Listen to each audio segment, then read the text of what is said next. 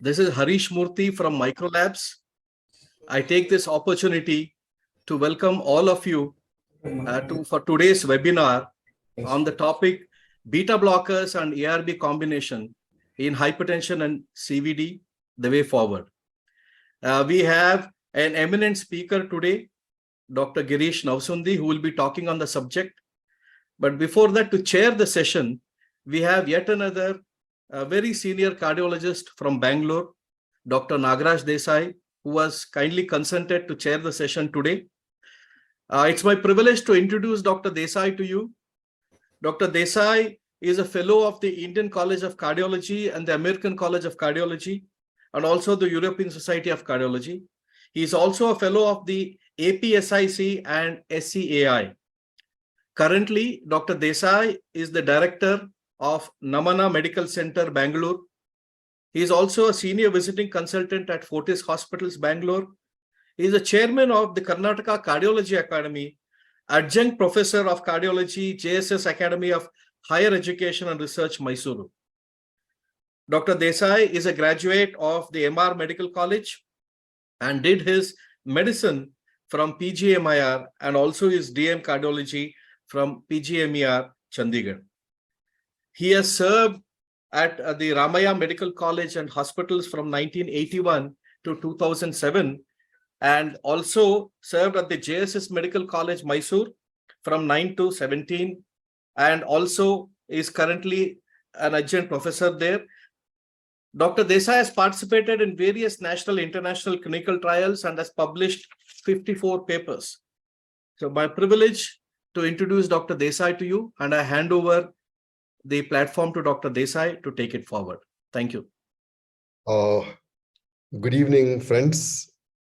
Thanks, Harish. Thanks, Microlabs, for providing this opportunity to all of us, this digital platform, to share the experiences and also the science content of today's topic.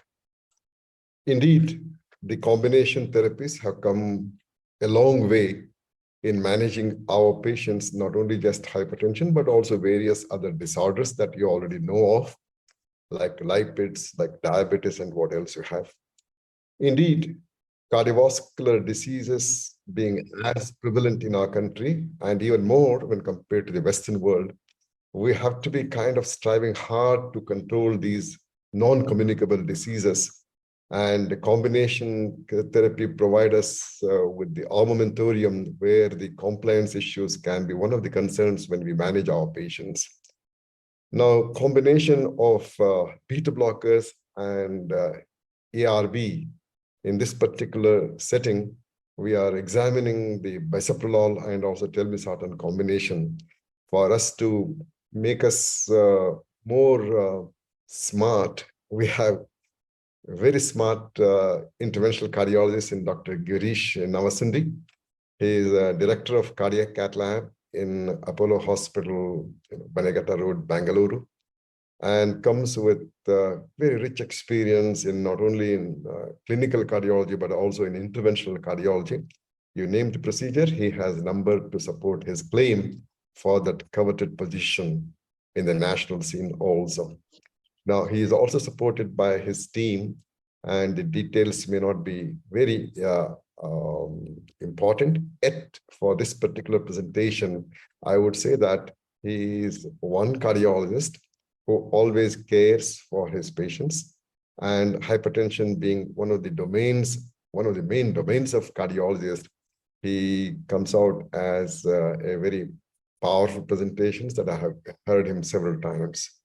With those remarks, let's be wiser after listening to Dr. Girish Navasundi. Dr. Navasundi, please. Thank you, respected Dr. Nagaraj Desai, sir, for bringing your wisdom to the platform today to all the listeners, and kind words towards me. As usual, sir, I'm grateful. And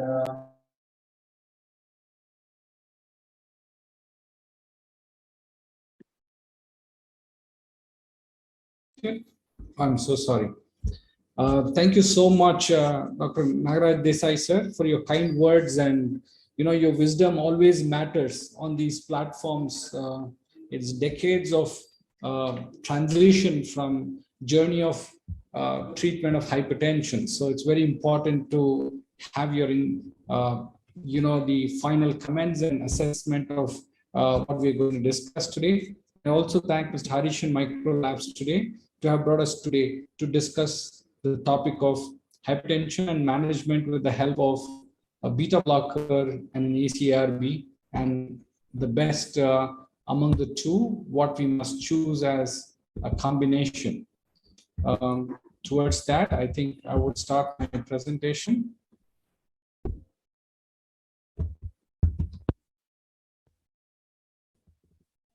Okay, I'll be speaking today on beta blocker and angiotensin receptor blocker combination in hypertension as well as cardiovascular disease, the way forward.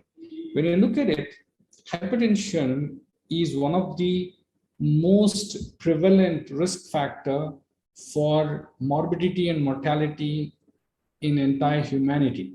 When you look at the world hypertension population, it's about 1.13 billion people on the planet suffer from hypertension. 23% in South Asia have hypertension among them, which accounts to about 258 millions. Among them, 200 millions are Indians. 21% in the East Asia, if they have hypertension, which amounts to 235 millions, 225 million is from China. So these two countries, which contribute to, maybe every 2 among 5 people on the planet, about 21 to 23% of them have hypertension. Specifically coming to India, hypertension is attributed for 57% of all strokes and 24% of all coronary artery disease-related deaths. Can you imagine? Hypertension is responsible for 57% of all strokes and 24% of all ischemic heart disease deaths. In the GBD study, among people less than 70 years, cardiovascular deaths or total deaths, when you look at it, in India, it was 52%, West just 23%. We are almost double. Cardiovascular death among people less than 70%, we're almost twice compared to the West. And coming to the hypertension in India, you would realize that onset of hypertension occurs relatively early in life, right from third decade onwards. There is significant rural and urban divide. There's also clustering of multiple risk factors among those hypertensives. There could be obese, diabetic, already suffering from kidney disease. There's a significant seasonal variations of BP in this continent. Average BP in population has been constantly rising for a period of time. Now, when you look at another important aspect is the average heart rate values, what we call beats per minute. Whenever we look at India Heart Study during their first visit to second visits, you see that the heart rates usually are higher in Indians compared to others, and they're really relatively constant between visits. When you look at the morning heart rate, the average heart rate, evening heart rates, all of them seems to be fairly all right. Towards the evening, slightly more is the heart rate. And coming to the prevalence of sympathetic overactivity in hypertensive patients. Today, when you know hypertension, when we speak about, there are 2 or 3 neurohormonal mechanisms which are primarily responsible. First is sympathetic, second one in renin angiotensin aldosterone system, and third is probably we are looking at tone of the vessels, where you have either calcium channel blockers, which may play a role, and the kidney, where diuretics would play a role. So when you look at that, the prevalence of sympathetic overactivity in India is something of importance. In this study, where Mr. Padmanabhan and team had seen that it showed prevalence of sympathetic overactivity in newly diagnosed hypertensive patients in India to be around 62%. So 62% of the Indian patients, irrespective of other mechanisms, sympathetic overactivity is seen in 62%. And when you treat these people, we realize that in most clinical trials, in hypertension trials, diabetes trials, and kidney disease trials, you realize to manage hypertension to the goal, you need multiple drugs, not just one drug. The least has been in ALHAT, where an average use of drug were 2 drugs. In HOT and ACCOMPLISH was almost 3 drugs. And when you come to, again, diabetic hypertensive populations like renal, indent, invest, accord, UKPDS, you will see that you need at least 2.5 to 3 class of drugs to control the blood pressure. And worst is amongst the kidney disease. MDRD and ASK trials have shown you that you need more than 3 drugs to control the BP to target among CKD patients. So you need to treat a hypertensive patient easily with 2 drugs or more. So a single pill strategy to treat hypertension has been the most efficient way and the right way of doing. The single pill strategy is now the preferred strategy for initial 2-drug combination. And also when 3 drugs are required, you can still have a single pill 3-drug combination.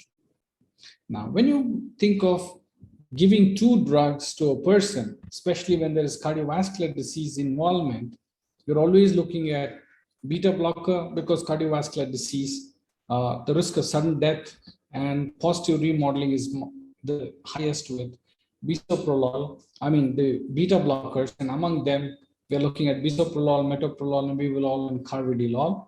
So we'll be talking about bisoprolol today. And the other molecule is ARB, AC and ARB. Today we'll be talking about ARB, telmisartan. Why bisoprolol has been the #1 chosen drug among beta blockers globally? Bisoprolol has a 19.6-fold higher affinity for the beta-1 receptor than for the beta-2. Means this is highly beta-1 selective blocker.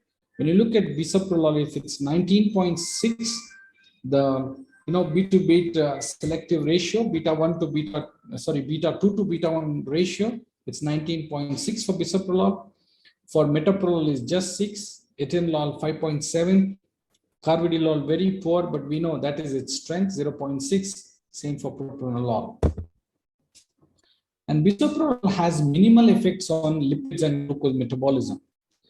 As patients with hypertension tend to have many comorbidities, including diabetes or prediabetes and dyslipidemia, you do not want a hypertensive medicine to worsen the glycemic control or the lipid parameters. So here you see bisoprolol, initial value after 2 weeks, and after 2 weeks of placebo versus after 2 weeks of bisoprolol 10 milligrams daily, there's absolutely no difference in terms of cholesterol values, in terms of triglycerides, very, very insignificant glucose, hardly any difference between bisoprolol and placebo after 2 weeks. HbA1c, again, no great difference between placebo and bisoprolol 10 milligrams once daily. So that means it's a metabolically safe drug when there's cluster risk factors. The superior safety and efficacy of bisoprolol is a function of its superior pharmacokinetics than other beta blockers. All the beta blockers act in the same way. They block the beta adrenergic receptor, but then again, pharmacokinetics is also important. When you look at the elimination, plasma elimination half-life is the longest for the bisoprolol. So it has 24-hour sustained smooth beta blocking activity compared to metoprolol, where it's only 3 to 4 hours, carvedilol 7 hours. Absorption, more than 90% of the drug gets absorbed, so it's very predictive. Similar with metoprolol and closely carvedilol. Nebivolol is also very well absorbed. First pass effect, less than 10%. Bioavailability is again the highest, about 90% is bioavailable compared to 50 to 75 for metoprolol and just 25 for carvedilol. So it becomes very predictive in its action. Protein binding, about 30%, whereas carvedilol is more than 98%. All these put together help in its better efficacy. When you look at the route of elimination, there are some beta blocker which are 100% liver elimination, some are 100% renal elimination. And bisoprolol is bang in the middle, 50% renal, 50% liver. So you can use in any of these patients. Drugs such as metoprolol and carvedilol seems to be predominantly liver eliminated. And drugs such as atenolol and sotalol seem to be predominantly renal excreted drugs. When you look at bisoprolol and pindolol, they seem to be 50-50%. So they're relatively safe in both diseases or either of the diseases. And also bisoprolol has minimal effects on male sexual function. We know as we are having younger patients with hypertension and increased sympathetic activity, beta blockers are ideal drugs for many of these people. But if it leads to sexual dysfunction, erectile dysfunction, compliance may become lesser, or patients would be very uncomfortable or disadvantaged. So when you look at the drugs, the sexual dysfunction probability is highest with carvedilol, about 13.5, versus propranolol, about 5, and atenolol, 3%. But look at bisoprolol, hardly anything. This is documented way back in 1992. Probably this is one of the reasons why this has been used extensively in the Western world. In the BMJ Open study, that is BRIGHT trial, which is efficacy and tolerability of beta-1 selective beta blocker bisoprolol as a first-line antihypertensive in Indian patients diagnosed with essential hypertension. It's an open-label, multi-center observational study. This is one of the first studies which was done. Bisoprolol found to be safe and effective in stage 1 hypertension among Indians. Average dose required is about 5 milligram per day, and target BP was achieved in about 96% of these patients with just 5 milligrams per day. Study reaffirms bisoprolol as first-line drug in the management of hypertension. This was done by none other than Dr. Channaraya, who is a Bangalore eminent professor and physician, and it really was the first ever study done for bisoprolol in large Indian population. Bisoprolol shows comparable long-acting effects on BP control and a more potent long-acting effects on heart rate reduction as compared to metoprolol, CR or ZOC. What I would like to tell you is, when you want to block sympathetic activity, you want to reduce cardiac output, stroke volume, and also reduce heart. Once you want to reduce the cardiac output, you have to reduce stroke volume and heart rate, both of them. That's how heart benefits. So when you look at beta blockers, bisoprolol and metoprolol, baseline to end of treatment, when you look at these patients, you realize that the blood pressure reduction is almost similar, but the heart rate's reduction is much higher with bisoprolol than metoprolol, which definitely benefits patients of hypertension with heart failure as well as coronary artery disease.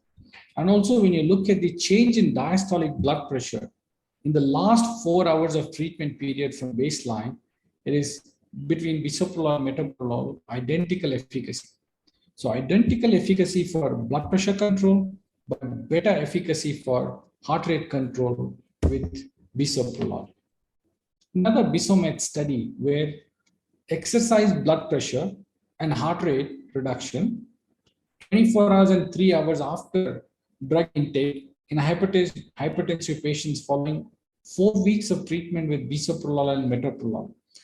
In this study, they studied giving a metoprolol or a bisoprolol and asking a person to exercise and see what happens to BP reduction 24 hours and 3 hours after taking. You realize that compared to metoprolol, bisoprolol consistently reduced the blood pressure, exercise-induced blood pressure in 90% of the patients versus 66% with metoprolol. Heart rate reduction was seen in 93% better with bisoprolol compared to just 54% of metoprolol. And again, RPP was seen 92% with bisoprolol versus 60% with metoprolol. So this again reaffirms that bisoprolol seems to fare better in the last 4 hours of what do you call the BP control as well as sustained heart rate control. Bisoprolol is the most used beta blocker across the world in stable coronary artery disease. When you look at Europe, excluding UK, bisoprolol is the highest next to the metoprolol succinate, then tartrate, carvedilol, atenolol, nebivolol in that sequence. But if you see bisoprolol, it is combined two of them. When you look at Russia and Ukraine, bisoprolol is maximum. It is almost equal to all other beta blockers together. When you look at the Canada, again, it's equivalent to metoprolol and carvedilol. When you look at the Middle East, again, it's equivalent to atenolol and carvedilol and metoprolol. In Asia, when you look at it, I think still metoprolol tartrate is one of the more used. Bisoprolol is still equally used. So to put it globally, I think bisoprolol is the maximum used beta blocker. Bisoprolol improved long-term outcomes in patients with stable angina. How do you know a drug fares best? When you find objective goals to be reduced, such as blood pressure and heart rate, and also the outcomes to be better. Which are these outcomes? Death, MI, hospitalization for reverse revascularization or heart failure. When you look at it, with bisoprolol, the event-free survival was significantly better. Event rates were just 22% in bisoprolol versus 33% among nifedipine. So compared to a calcium channel blocker, beta blockers definitely help, we know that. The 2022 AHA-ACC HFSA guidelines for the management of heart failure recommends guideline-directed medical therapy for heart failure to reduce ejection fraction has brought in rapid sequential therapy, not one after the other. It used to be a slow sequential, first beta blocker, then an ARNI, MRA, SGLT2 inhibitor. But now, within 4 weeks, they want all 3 steps achieved in 4 weeks. Up titration to target dose has to be done subsequently. So that is the current guideline recommendation that's happening. So when we look at the 4 drugs that we're having at this time, the drugs that we are using are first beta blockers and SGLT2 inhibitors at the outset, and then early as possible, within a day or a week, you start an ARNI and then back it up with mineralocorticoid receptor antagonist. So that's the way. Quick initiation and quick up titration is the way to go forward for this.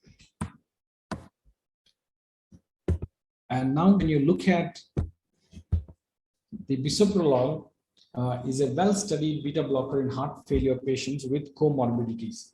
When you look at the patients, kind of patients that you're treating, you have the CBIS trials, whether CBIS 1, CBIS 2, CBIS 3. CBIS stood for actually cardiac insufficiency bisoprolol studies.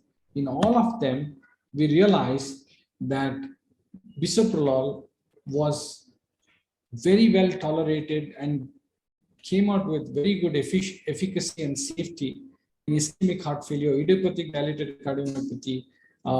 When you look at the age groups, in all of them, there is a significant benefit.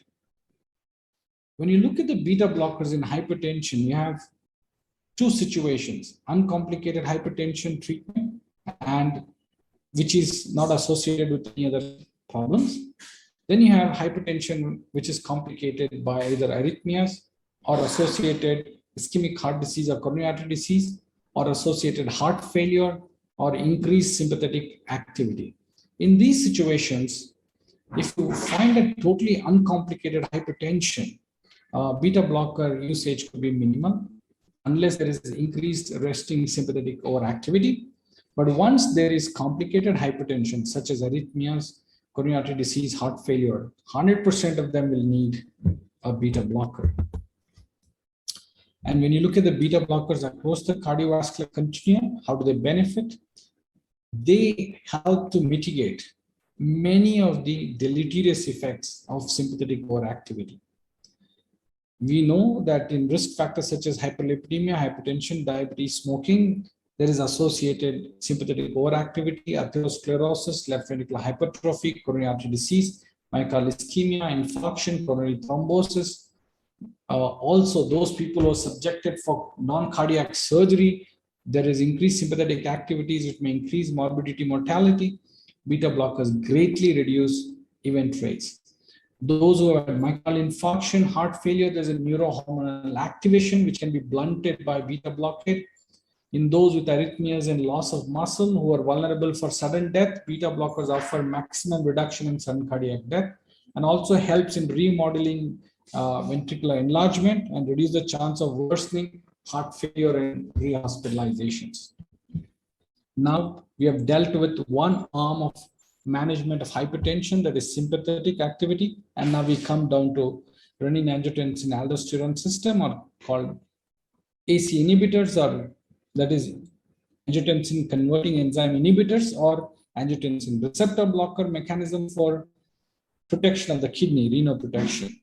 We know that in the Bowman's capsule, there's a glomerular capillaries, there's an afferent arterioles, and bring the blood into the glomerular capillaries, and then it goes out to the efferent arteriole. If there is constricted efferent arteriole, the blood coming through the afferent arteriole, the glomerular capillaries, can increase the intraglomerular pressure that causes increased proteinuria and worsening of the kidney function. That increases the filtration, and that leads to renal dysfunction. ACE inhibitors and ARBs are very efficient in decreasing efferent arteriolar tone, thereby reducing intraglomerular pressure. That means if you dilate the outflow pipe, the pressure inside the glomerular capillaries decreases, and that acts as a renoprotective mechanism. This causes, although when you initiate, because you decrease the pressure in the glomerular capillaries, there could be initial drop in EGFR, but it stabilizes, and then it's associated with greatly decreased albuminuria because you're decreasing the pressure in the glomerular capillaries, eventually leading to renal protection. Among the ARBs, most commonly used is the telmisartan, a highly selective angiotensin 2, A2, type 1, 81 receptor antagonist. Telmisartan provides effective reduction in blood pressure across the entire 24-hour dosage interval. When we know that angiotensinogen gets converted into angiotensin 1 and then angiotensin 2, and this goes and acts on the 81 receptor as well as the 82 receptor, by giving telmisartan, we prevent activation of 81 receptor through angiotensin 2. This leads to protection of sympathetic nervous system stimulation, prevents vasoconstriction, reduces force of contraction in the heart, which helps in ischemic heart disease and heart failure, and also decreases sodium and water retention through aldactone, which is very helpful in heart failure. This also, which activation of 81 would have led to increase in the blood pressure. By blocking all these four mechanisms, the telmisartan blocking 81 leads to decrease in the blood pressure. Since it does not have significant effect on the 82 receptor, which would have caused vasodilation, this vasodilation is left behind as a beneficial mechanism. So being super selective 81 receptor is actually beneficial. Telmisartan is a long-lasting blood pressure lowering effect and cardioprotective properties due to its strongest 81 receptor antagonism ability and corresponding slower dissociation from the receptor. Several landmark trials such as On Target, Transcend, Detail, AMDIO, Vivaldi have shown the effectiveness of telmisartan. Means it has consistently reduced the blood pressure. In 2019, Indian Hypertension Guidelines recommends telmisartan as one of the drugs of choice for the treatment of hypertension. When you look at the treatment strategy for hypertension with specifically coronary artery disease, initial therapy should be dual combination involving an ACE/ARB plus a beta blocker or a calcium channel blocker, or a calcium channel blocker with diuretic or a beta blocker plus diuretic. So here, a beta blocker becomes the first choice with coronary artery disease, along with either an ACE inhibitor or a calcium channel blocker, rarely a beta blocker. You can choose a monotherapy with only beta blocker if there's a very low blood pressure. You use 2 drugs as fixed dose combination. If with those 2 blood pressure is not well controlled, then give them a triple combination therapy of all the 3 together, ACE inhibitors, ARB, one of them, plus beta blockers and a calcium channel blocker, or ARB beta blocker diuretic, or calcium channel blocker, beta blocker, and diuretic. If it's not controlled, then you call it with 3 class of drugs, use at maximum tolerable dose. If the blood pressure is not controlled, then it's called resistant hypertension. Then you add spironolactone, 25 to 50 milligram once daily, or other class of drugs. So that is the way to be treated. ESC 2018, treatment strategy for hypertension with atrial fibrillation. Initial dual combination has to be an ACRB plus a beta blocker, or a non-dihydropyridine calcium channel blocker, or a beta blocker with calcium channel blocker. That's the first step. If you're not able to control or convert to sinus rhythm, then triple combination of ACRB beta blocker, dihydropyridine calcium channel blocker, or a diuretic has to be used. The first Indian clinical trial, a randomized double-blind parallel group multi-center phase 3, comparing the efficacy, safety, and tolerability of fixed dose combination of telmisartan 40 milligram plus bisoprolol 5 milligram versus telmisartan 40 and metoprolol extended release 50 succinate. It was done in stage 1 and stage 2 hypertension patients, multi-center randomized, as I said, total of 264 subjects, 10 centers across India. When you look at the change in blood pressure from baseline to 12 weeks, that is 3 months, the group A, which has telmisartan 40 and metoprolol extended release 50, the change in the blood pressure was systolic was about 24 millimeters of mercury plus or minus 1. In the group B, which is telmisartan and bisoprolol, had higher BP reduction, mean change of 28 millimeters of mercury with a p-value very significant, less than 0.001. When you look at the diastolic, seated diastolic blood pressure difference, in the group A, that is telmisartan 40 and metoprolol extended release 50, if the diastolic was reduced by 14 millimeters of mercury, in the group B, that is telmisartan and bisoprolol, reduced by about 15, more than metoprolol. So this clearly tells us that bisoprolol is doing a good job. The mean difference in seated systolic blood pressure from baseline to week 12 was better in telmisartan bisoprolol group compared to telmisartan metoprolol group. The trends of seated systolic blood pressure from baseline to end of study, that is 12 weeks, when you look at it, in the group A at the baseline, if the mean systolic blood pressure is about 154, by the end of 12 weeks, it came to 129. That's phenomenal control. When you look at the group V, which had telmisartan and bisoprolol, again, if it was 155 at baseline, it came down to about 127. And each of the stages also are equally reduced by bisoprolol.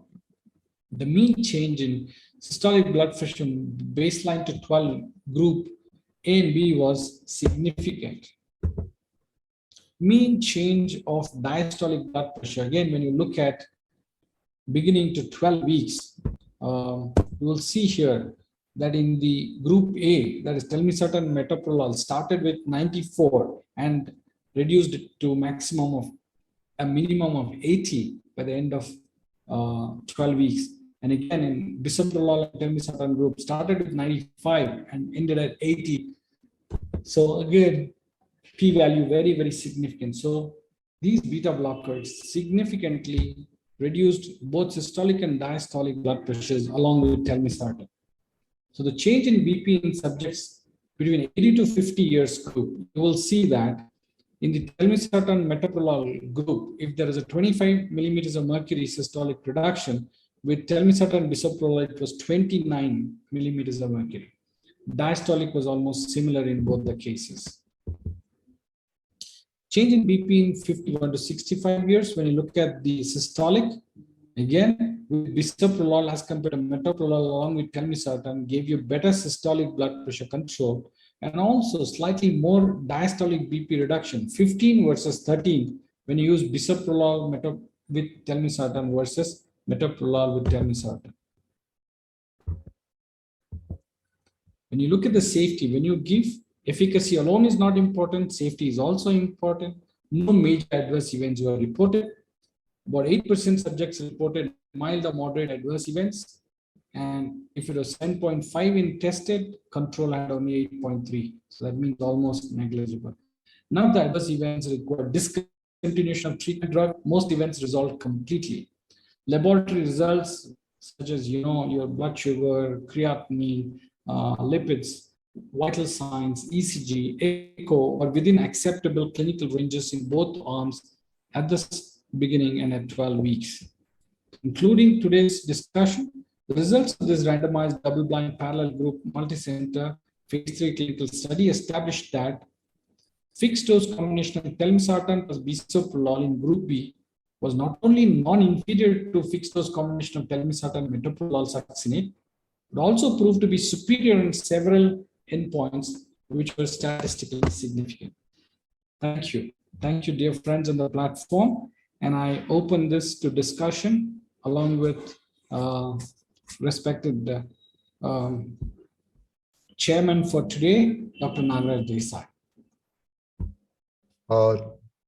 Thank you, Dr. Girish, for that nice overview of the problem that we are facing in India comparing to the West, and also bring forth the concepts of beta blockade in the management of patients with hypertension, patients with CAD, patients with heart failure, and changing perspectives of the guidelines that are being increasingly advocated not only from Americas, but also from Europe. And indeed, a combination pill that is in vogue now talks of usage of combination pill proactively in patients with hypertension. Most of the guidelines are recommending, and also Indian guidance is no exception.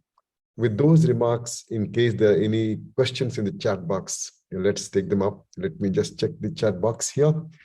Now, at the moment, there are no particular questions being raised in the chat box here.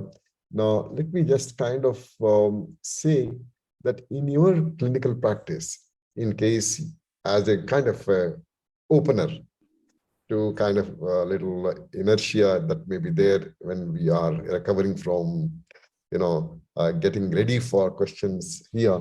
How often when patient comes to your office, you start off with the combination pill, or would you really look at the monotherapy as an option first? What's your take?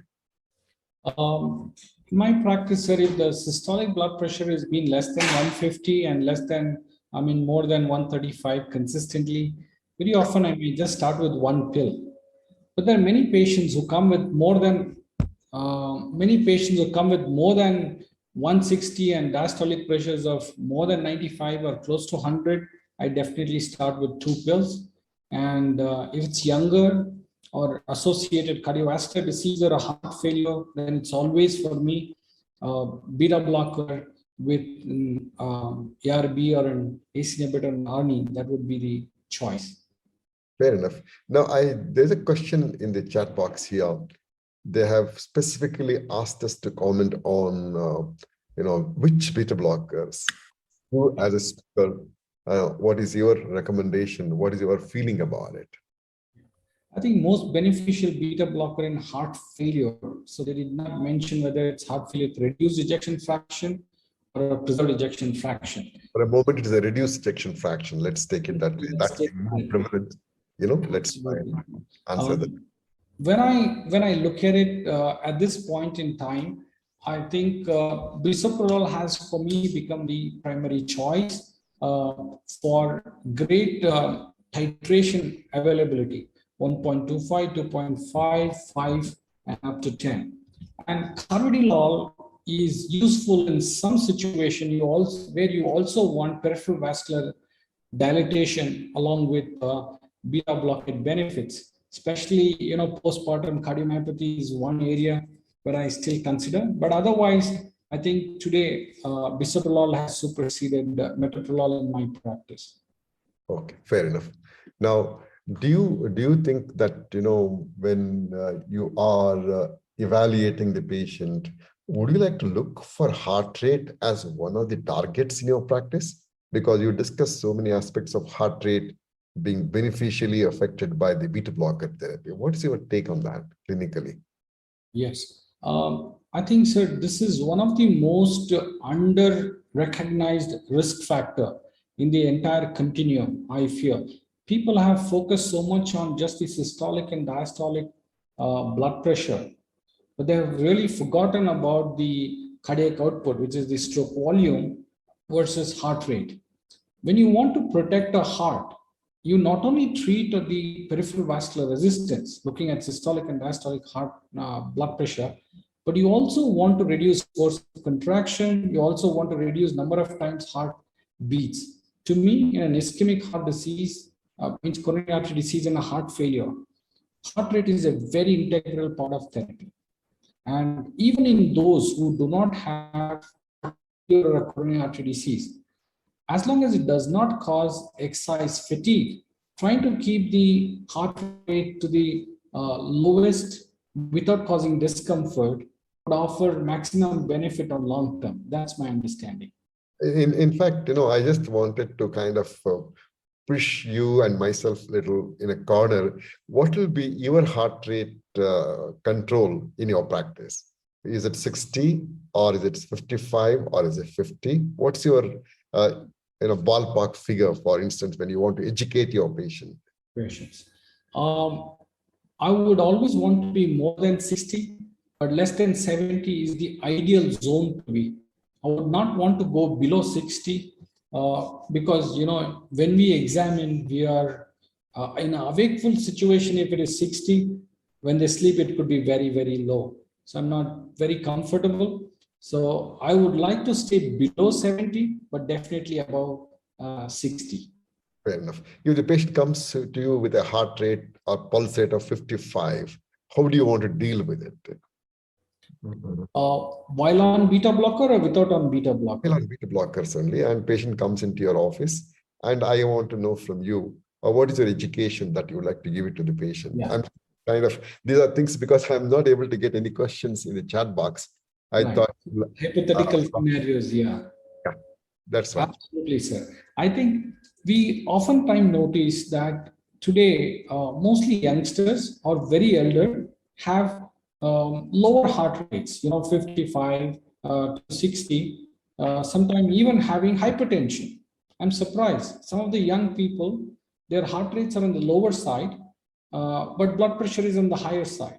I think these are the ones who are most ideally treated with a calcium channel blocker or what I call ARB diuretic pills, and never touch a beta blocker in these people. And again, elderly people whose heart rates are less than 60, I'm very, very concerned because their stroke volume is fixed. It's not going to increase so much because of diastolic stiffness or dysfunction. Only way they can increase cardiac output is by increasing the heart rate. And if there's blunting of the heart rate by a beta blocker, they would feel very easily fatigued, or occasionally they could have syncope or positional hypertension. So young people, I try to avoid beta blockers. Elderly, I definitely don't give beta blockers if heart rates are less than 60. Fair enough. You are depending upon the not only patient profile, but also the heart rate or pulse rate to decide about the beta blocker therapy. Now, in case you have to kind of up titrate beta blocker dose, does it happen with hypertensive patients also? Or you would like to go to the third drug in combination? For instance, you had started the bisoprolol 2.5 milligram. Would you like to go to 5 milligram? Or would you like to go to the third drug as an option? Because we have options here. So I make us more, Fixed dose combinations have been really versatile. I mean, you can ask for anything today and it is available. I do not push one drug to the maximum dose. Try and get best of 2 or 3 class of drugs. But there are some people who need a higher dose of beta blockade because of predominant tachycardia. In them, I really push the beta blocker to achieve heart rate close to 70, and then definitely add an ARB or a calcium channel blocker to get a blood pressure control. Because these are people who predominantly have sympathetic overactivity. Otherwise, most other people, I think a touch of, 2 or 3 class of drugs with moderate dose gives you a very sustained blood pressure control without much side effects. Well, that's a well said. In fact, these combination pills of FDC, like beta blocker and telmisartan being available, bisoprolol and telmisartan being available to us. The third drug, when you would like to add on, will be always a clinical question, and it is all kind of driven by the clinical wisdom of the clinician, but also by the patient's characteristics also. Now, as I see, as we are approaching 9 o'clock, in case there are no more questions, Dr. Desai, there was one question on your views on deep venous thrombosis. There is one question there. Oh, sorry, sir. As this does not involve the topic that is being discussed, I intentionally ignored it, honestly. Okay. Let's not answer that question at this moment. We can always get in touch with one another, discuss this topic. And after having heard Dr. Girish, does he have any kind of a parting opinion or statement for the audience that is listening to him? Dr. Girish, please, before I conclude. Thank you, sir. I think take-home message today I would like to tell them is sympathetic overactivity is something to be very mindful of. Since India has many hypertensives who are in middle age, and when you have to choose a combination pill, we know ACRB is one of the most standard. Along with that, bisoprolol today has added a good, sustainable, titrable dimension. We should consider it, not only because of blood pressure control, but also good heart rate control, both in those with only hypertension as well as hypertension coexisting with coronary artery disease and heart failure. Thank you. Perfectly said, Dr. Girish Navasundi. Friends, we had a good session of nearly 1 hour, kind of overviewing the prevalence, the complications, especially with Indians that we have here in patients with hypertension and its various varieties of comorbidities. The combination pills will provide us an opportunity to manage our patients with the minimum pill burden and addressing the issue of compliance in patients with hypertension. Mind you, many a time patients with hypertension are completely asymptomatic. A combination pill like telmisartan and bisoprolol combination is a well-known combination pill that we should be considering in our practices, and always we have to fall back upon clinical wisdom when we select the dose combination and when we enhance this combination therapy to a 2-pill or even 3-pill combination therapy. Now, beta blockers have been repositioned, as was mentioned by Dr. Girish also, in the management of hypertension in the recently released 2023 guidelines by European Society of Hypertension.